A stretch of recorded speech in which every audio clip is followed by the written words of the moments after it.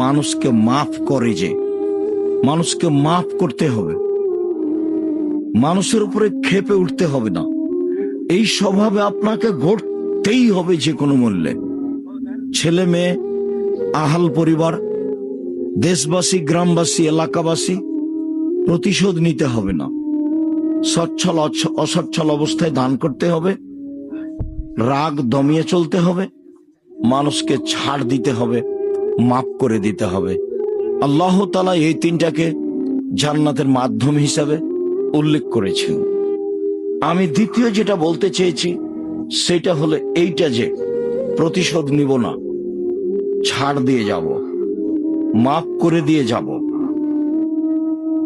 শিষ্টাচারে 1 নম্বরে থাকার চেষ্টা করব, জরুরি প্রয়োজন ছাড়া।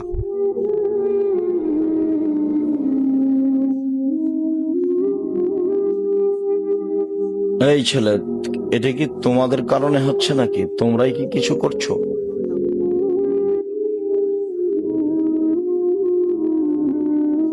সম্মানিত দিনী ভাই বোন, অবশ্যই ছাড় দিতে হবে, প্রতিশোধ নিতে হবে না। এইটাতে থাকার জন্য আমি আপনাকে অনুরোধ জানাচ্ছি, এই জন্য যে ভালো চাল চলনের নেকি বিচারের মাঠে নেকির পাল্লায় সবচেয়ে ভারী নেকি হবে। হজের নেকি যত ভারী, ভালো চাল চলনের নেকি তার চেয়ে 1,00,000 গুণ বেশি ভারী।